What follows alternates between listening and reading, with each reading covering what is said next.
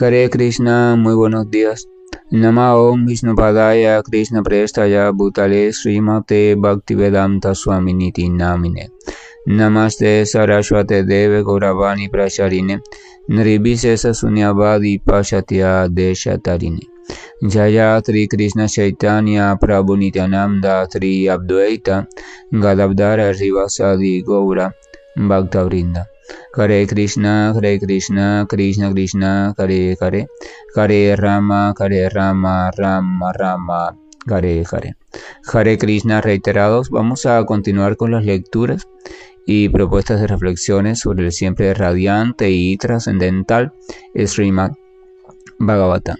Recordemos que estamos en un conjunto de textos conocido como las oraciones de la reina Kunti, donde la madre de los Pándavas, también una devota pura y muy excelsa del Señor, está ofreciendo una serie de palabras todas maravillosas y elevadas, saturadas de amor por Dios, ante la inminente partida de el Señor Krishna. Y en esta serie de oraciones no solo estamos encontrando una serie de descripciones y afirmaciones sobre el propio Señor, sino que si somos completamente sinceros en nuestra escucha, también vamos a ir pudiendo tener la oportunidad de experimentar gradualmente el océano de sentimiento profundo de amor y entrega a Dios que caracteriza en este caso a la reina Kunti y también a todo devoto puro y alma entregada al Supremo Señor. En el día de ayer habíamos culminado en el texto siguiente. Mi Señor, tu señoría es fácilmente accesible, pero únicamente para aquellos que están exhaustos de lo material. Aquel que está en la senda del progreso material, tratando de mejorarse con un mejor linaje que sea más respetable, con una gran opulencia, con una educación elevada y con mucho atractivo físico, entonces esa persona no puede acercarse a ti con un sentimiento sincero.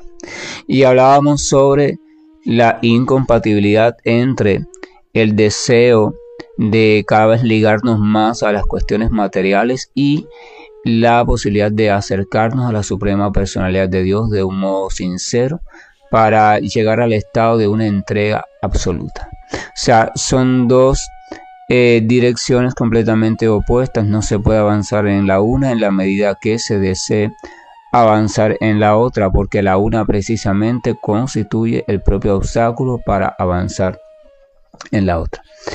Entonces, la cuestión, también hablábamos ayer de hacer un análisis, ¿no?, en nuestra vida, porque eso nos funciona como referencia para saber hasta qué punto he estado avanzando o no en el sentido de la espiritualidad o el transitar hacia la buscada autorrealización. Acá al final del texto explicaba también algo importante. Decía la frase de no puede acercarse a ti con un sentimiento sincero.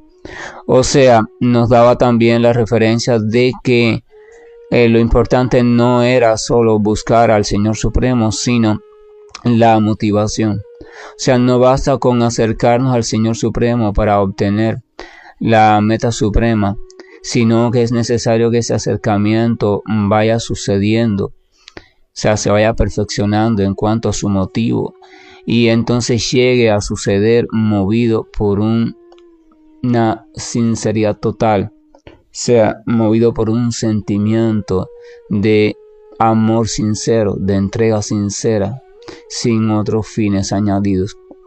Claro, también comentábamos que esto es un proceso progresivo de purificación, o sea, la entrega generalmente ¿cómo se dice cuando? O la decisión de dirigirnos hacia algo generalmente está movido por algún tipo de interés que depende de la concepción que tengamos de nuestra existencia, la concepción que tengamos sobre lo que es la felicidad o no, y de la concepción que tengamos sobre aquello a lo cual nos estamos dirigiendo. Entonces, en la medida que esas concepciones van cambiando, también va cambiando la visión de lo que entendemos por entrega, así como también la finalidad que estamos buscando con la misma. Pero sin sinceridad, si no llega un punto en que yo voy llegando al deseo sincero y genuino de entregarme por voluntad propia, o sea, por una libertad absoluta y sin la búsqueda de nada, entonces no se puede acceder a el supremo bien que se puede conseguir cuando uno logra esa entrega total hacia Dios. Entonces el texto 27 dice: mis reverencias a ti, que eres la propiedad del empobrecido en lo material, y tú no tienes nada que ver con las acciones y reacciones de las modalidades materiales de la naturaleza. Tú estás autosatisfecho y por consiguiente eres el más gentil de todos y eres el amo de los monistas. Aquí nos volvemos a encontrar con un término en sánscrito que ya encontramos en el texto anterior, y es el término que tiene que ver con la palabra kinshana. Este kinshana, en el texto anterior habíamos encontrado la misma palabra pero en sentido de negación, o sea, con el prefijo a delante, o sea, akinshana gosharan. Y en este caso encontramos simplemente a la palabra kinshana, pero sin el sufijo o sin el prefijo a delante.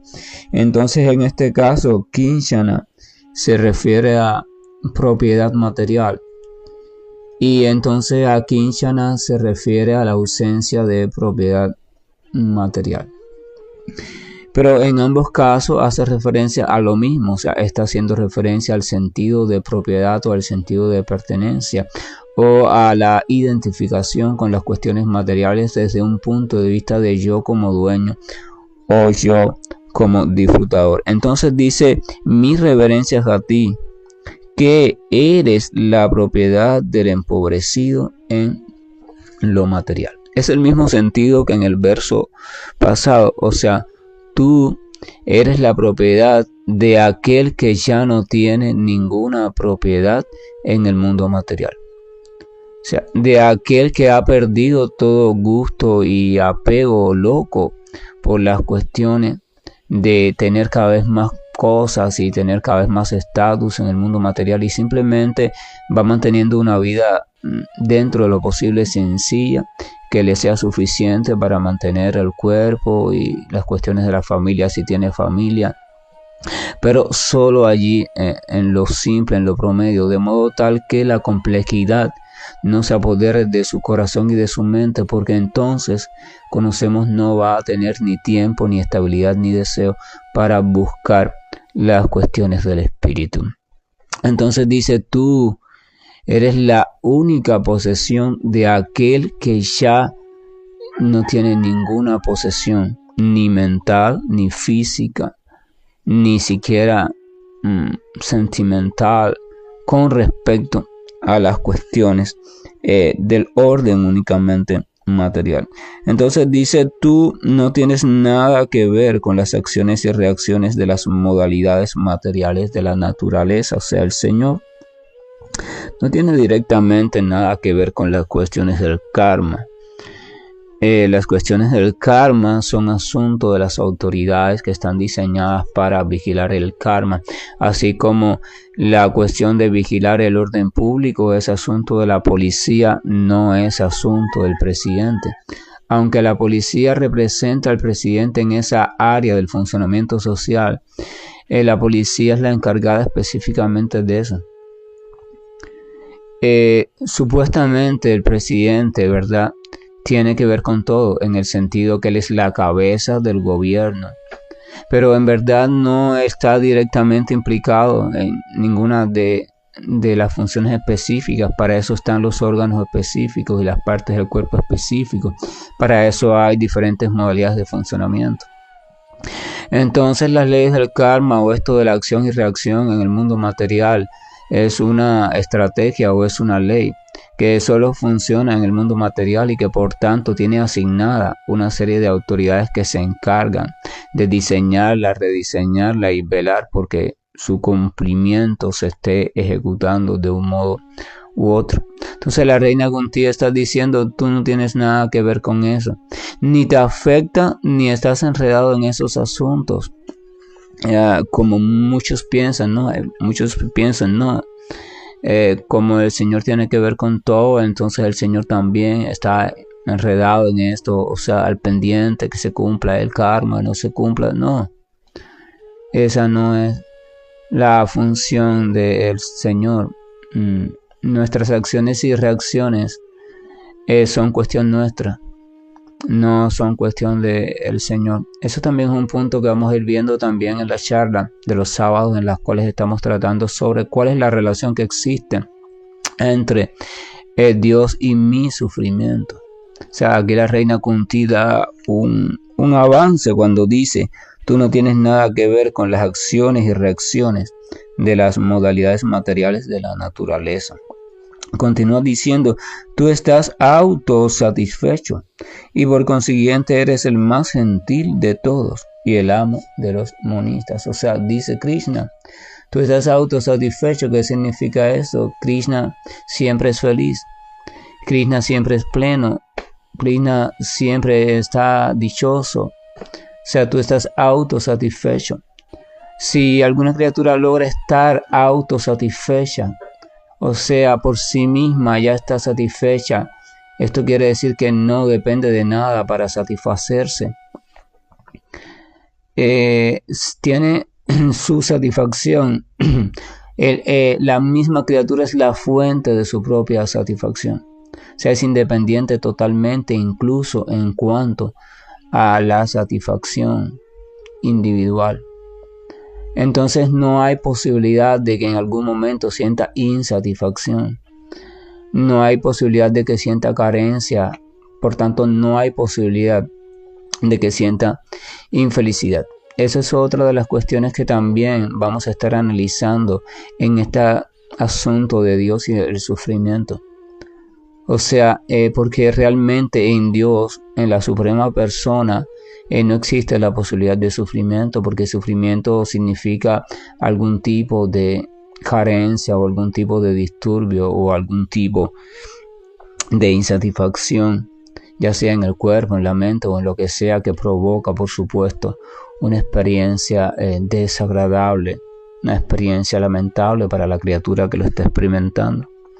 Pero si Dios es constantemente autosatisfecho, si Dios es constantemente feliz, significa que en Él no habita, no hay posibilidad, no existe la experiencia de sufrimiento. Entonces, ¿dónde es que existe la experiencia de sufrimiento? Si no existe en Él, ¿dónde es que existe, verdad? De eso vamos a estar también hablando en la charla que mencioné hace un momento.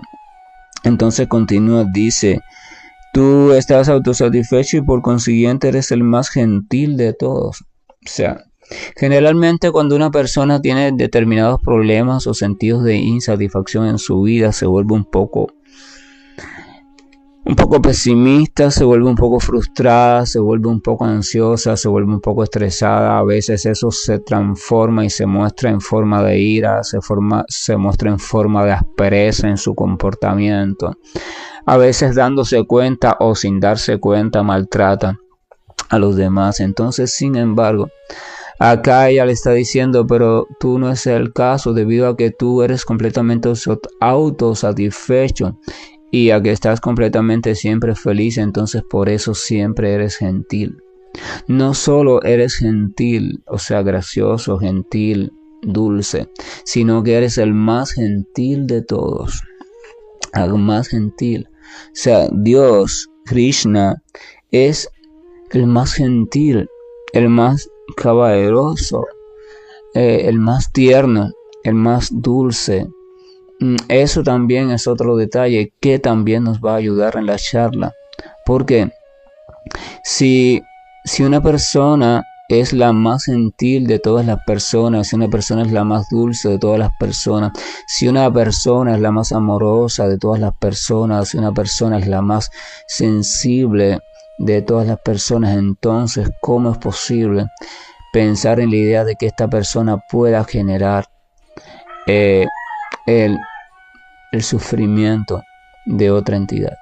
O sea, también lo dejamos pendiente para aquellos que están participando en las charlas de los sábados a las 10 de la mañana, o sea, de hoy.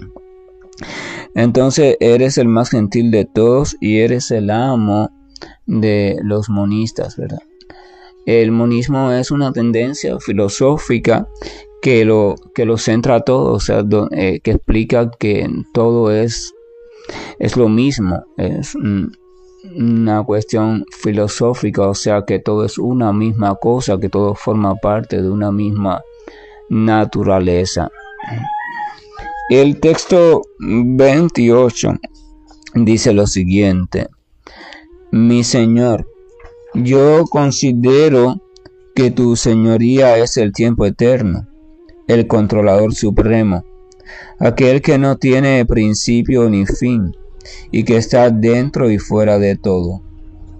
Al distribuir tu misericordia eres equitativo con todos. Las disensiones o las diferencias o distinciones entre los seres vivientes se deben al intercambio social.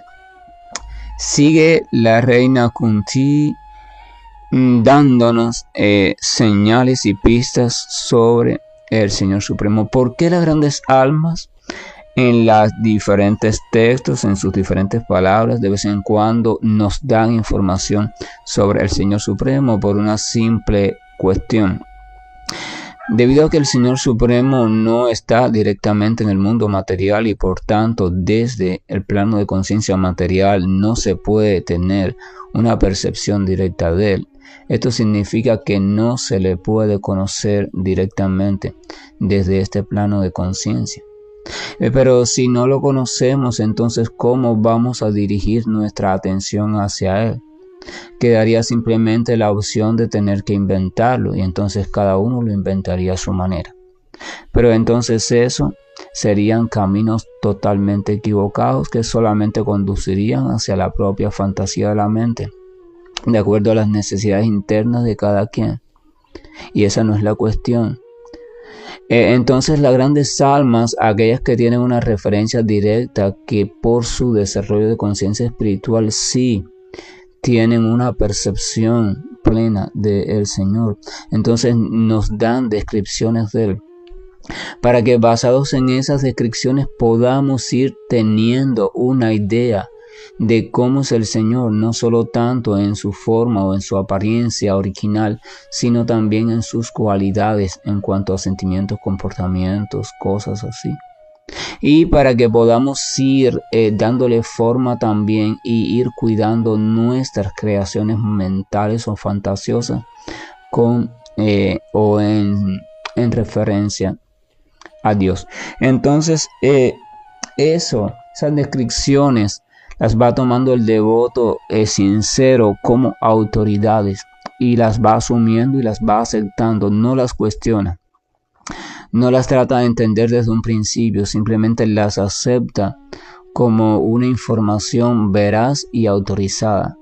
Y por tanto la toma como una joya, porque le está ayudando a ir recibiendo datos sobre aquel a quien quiere buscar, aquel a quien quiere encontrar, aquel con quien quiere reunirse.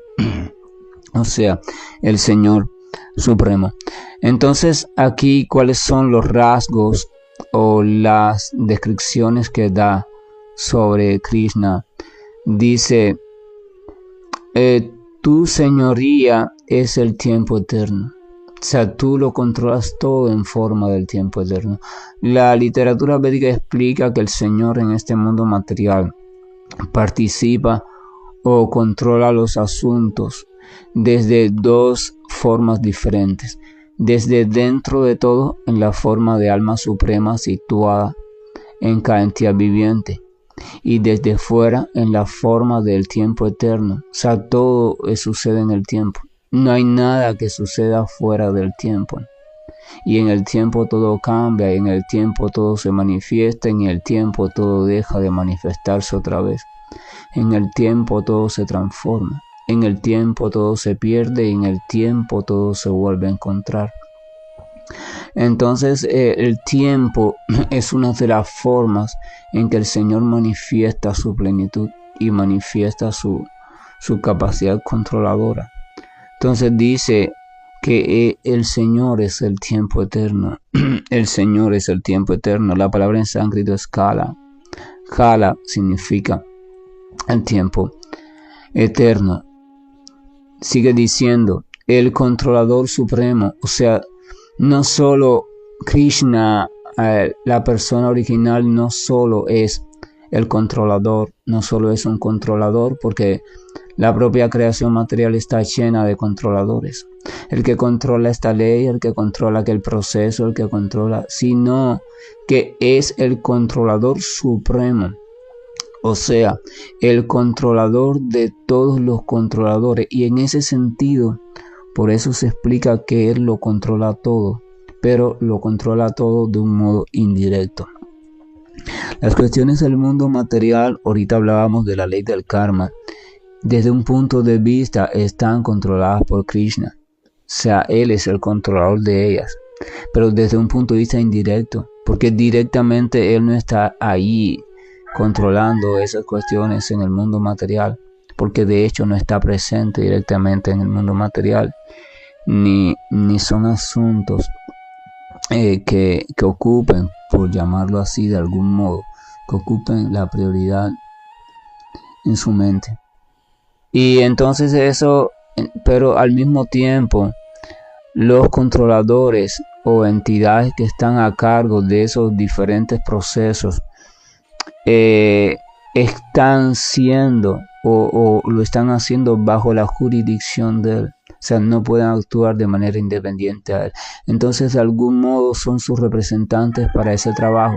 Entonces, de algún modo, Krishna está controlando ese trabajo, pero de forma indirecta, mediante sus representantes. Para eso están ellos, ese es su trabajo. Y cuando no funcionen bien, simplemente se les reemplaza por otros y ya. O sea, dejan de estar y otros asumen la posición de controlador de esa área. Pero el controlador de todos los controladores, aquel que no puede ser comparado nunca, ese es el Señor Supremo, ese es Krishna. Entonces a veces uno va a diferentes por crianza, la crianza que le dieron a uno, por los estudios o la propia búsqueda personal, uno va a diferentes controladores para tratar de resolver diferentes asuntos en este mundo material. Pero el devoto ha comprendido lo siguiente: bueno, si el Señor Supremo es el controlador supremo, entonces ya, sea cual sea el asunto, yo voy al controlador supremo. Porque de lo contrario, en asuntos diferentes tengo que estar cambiando de controladores. Para un asunto tengo que ir a tal controlador, agradarle con un comportamiento determinado, una ofrenda, un no sé qué, un no sé cuánto. Pero para otro asunto tengo que cambiar a otro controlador, pero para otro tengo que cambiar a otro. Es como un hospital.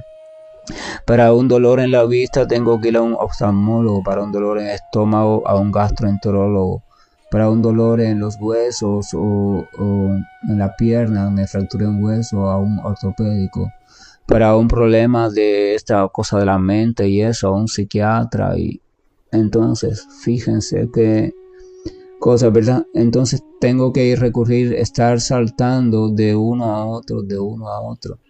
Pero si yo me entero que hay uno que es experto en todos los asuntos, entonces voy a ese, ya, voy a ese, así de simple. Entonces la mente del devoto se aquieta, porque cuando usted tiene que estar saltando de una cuestión a otra, la mente siempre está intranquila. Pero cuando usted puede ubicarse en un mismo punto y en ese punto encontrarlo todo, y desde ese punto entonces todo sucede según lo necesario y según también el conocimiento y la voluntad del propio punto. entonces ya la mente se aquieta. Eso se llama refugio, ¿verdad? Usted encuentra refugio. Usted encuentra, por eso se le llama Paramdama, o sea, refugio supremo. Entonces dice, es el controlador supremo. Aquel que no tiene ni principio ni fin, o sea, Dios es ilimitado, Dios es eterno. El Señor es ilimitado y eterno. Y esto también de limitado y eterno también hay que comprenderlo de manera indirecta. O sea, el Señor está ubicado. Él es el punto de partida de todo. El punto de partida. A partir de Él es que todo se expande. A partir de Él. Esto significa que hay una morada original. Esto significa que hay un personaje original. Pero a partir de ahí todo va sucediendo. Sigue estando eso, sigue existiendo esa cuestión original y se va expandiendo, así como a partir de una semilla se expande un gran árbol. Pero hay una semilla original y esa es la semilla original. Entonces, se explica que no tiene principio ni fin en el sentido que, por ejemplo, la última ramita de un gran árbol se puede comprender que es una parte de la semilla, porque emergió de otra rama, que emergió del tronco, que emergió de la semilla. Entonces, en ese sentido, se puede comprender que la semilla es gigantesca. Uno podría decir, no, mira, ese árbol se podría decir, es una gran semilla. Es una semilla que mide 10 metros de altura. ¿Cómo que una semilla tan grande? Sí, porque a fin de cuentas, si él salió de esa semilla y si él estaba contenido en esa semilla, entonces se puede decir que la semilla mide 10 metros. Pero en verdad, de forma directa no mide 10 metros. La semilla medía unos milímetros, 5 milímetros. Pero en virtud de que ella se expande, entonces se le puede decir que ella mide 10 metros.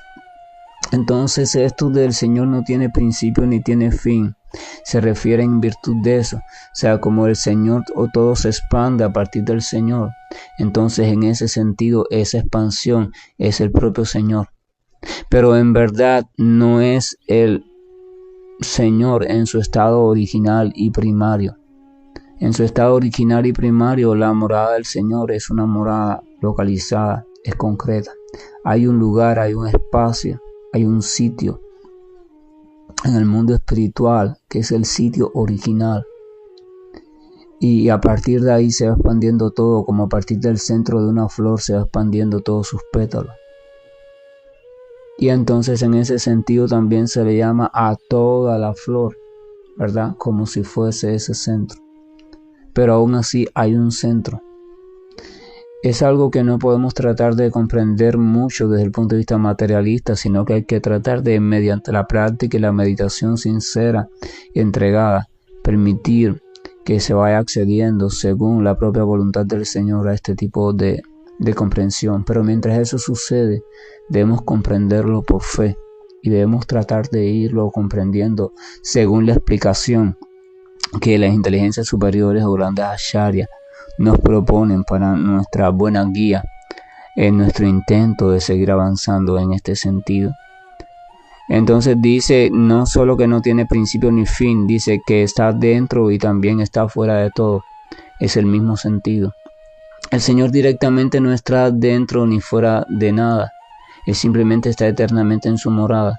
Lo que en virtud de sus expansiones, una de sus expansiones como superalma está dentro de todo.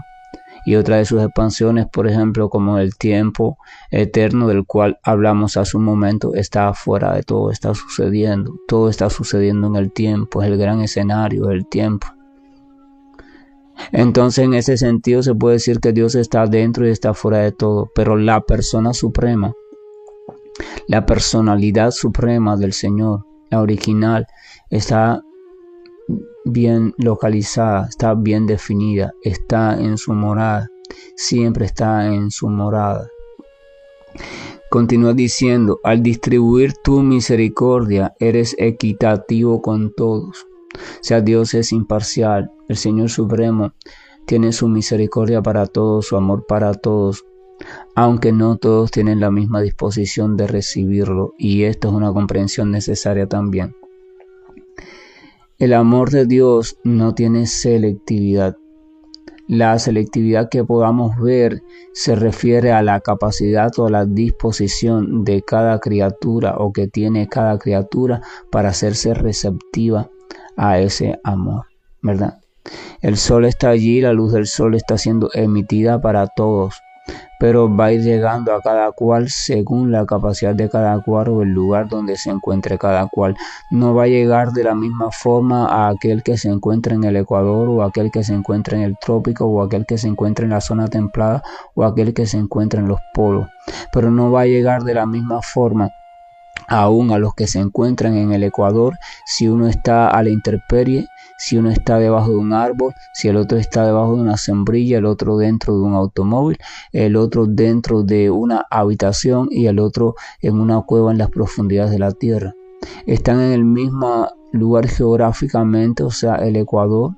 Los rayos del sol inciden de la misma forma, perpendiculares prácticamente, potencialmente con mucho calor y con mucha intensidad de luz, pero ese calor y luz va a ser recibido por la entidad dependiendo de su situación específica.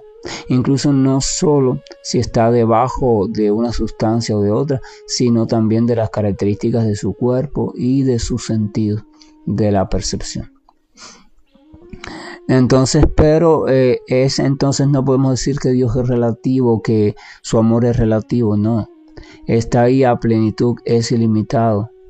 Nadie puede saborear a plenitud, nadie puede recibir a plenitud todo el amor que Dios está dando constantemente. Por tanto, eso va a depender. Es nuestra disposición la que nos hace pensar que el amor de Dios es relativo. No, a mí Dios no me ama porque mira cuántas cosas en mi vida estoy pasando. No es esa cuestión. Las cosas que tú estás pasando en tu vida no es por falta de la capacidad de amor por Dios, ni por falta de una selectividad en el Señor. Es por unas cuestiones en tu capacidad receptiva. Y eso tenemos que entenderlo. Es un asunto difícil, pero tenemos que llegar a comprenderlo mediante la práctica también. Entonces dice que la misericordia del Señor es equitativa para todos. Y termina diciendo: las distinciones entre los seres vivientes se deben al intercambio social. O sea, si la misericordia del Señor es equitativa para todos, si el amor del Señor es equitativo para todos, entonces ¿por qué hay diferencias entre las entidades vivientes en este mundo material? Se debe a la propia entidad viviente, se debe al propio intercambio social entre las entidades vivientes, se debe a las propias identidades que ellas han creado, los propios personajes, las propias estupideces, se debe a eso. Pero no se debe a una diferenciación por parte del Señor. Se debe a una propia diferenciación creada por nosotros mismos, y eso es un asunto importante a reflexionar y a comprender, porque es un asunto que genera mucha confusión y que está siendo mal llevado, mal interpretado y mal, ¿cómo se dice? Mal enseñado por cada vez más personas. Eso es para reflexionar. Que la gracia y el amor de nuestro Señor nos acompañe, amado y siempre presente Señor, que es imparcial a la hora de brindar su amor, y este amor lo está brindando constantemente, así como constantemente una fuente de luz como el sol está emitiendo su luz. O sea, es constante. Lo que el Señor no solo es constante, sino que es eterno. Y no solo es constante y eterno, sino que es ilimitado, en el sentido de que está emitiendo cada vez más, cada vez más, cada vez más, cada vez más, sin límite. Es expansivo. La radiación, por decirlo así, del Señor es expansiva, cada vez más, y crece en la medida que la entidad viviente consume de ella y siente felicidad. Cuando una entidad viviente empieza a relacionarse con Dios y comienza a sentir los primeros signos de felicidad en su vida por esa relación, entonces el Señor aumenta más la presencia en la vida de esa entidad viviente, o permite que esa entidad viviente le experimente cada vez más, para que aumente cada vez más su dicha, y cada vez más sin límite. No hay límite. No hay límite hasta cuánto de amor se puede percibir y no hay límite tampoco hasta cuánto de amor puede emerger de la suprema personalidad de Dios. Hare Krishna, buen día, y estoy finalizando la llamada. Hare Krishna, Krishna Krishna, Hare Hare, Hare Rama, Rama Rama, Hare Hare. Hare Krishna, Krishna Krishna, Hare Hare, Hare Rama, Rama Rama, Hare Hare. Hare Krishna, Krishna Krishna, Hare Hare, Hare Rama, Rama Rama, Hare Hare. Hare Krishna, Krishna Krishna, Hare Hare, Hare Rama, Rama Rama, Hare Hare. Hare Krishna, Krishna Krishna, Hare Hare, Hare Rama, Rama Rama, Hare Hare. Hare Krishna, Krishna Krishna, Hare Hare, Hare Rama, Rama Rama, Hare Hare. Hare Krishna, Krishna Krishna, Hare Hare, Hare Rama, Rama Rama, Hare Hare. Hare Krishna, Krishna Krishna, Hare Hare, Hare Rama, Rama Rama, Hare Hare. Hare Krishna, Krishna Krishna, Hare Hare, Hare Rama, Rama Rama, Hare Hare. Hare Krishna, Krishna Krishna, Hare Hare, Hare Rama, Rama Rama, Hare Hare. Hare Krishna, Krishna Krishna, Hare Hare, Hare Rama, Rama Rama, Hare Hare. Hare Krishna.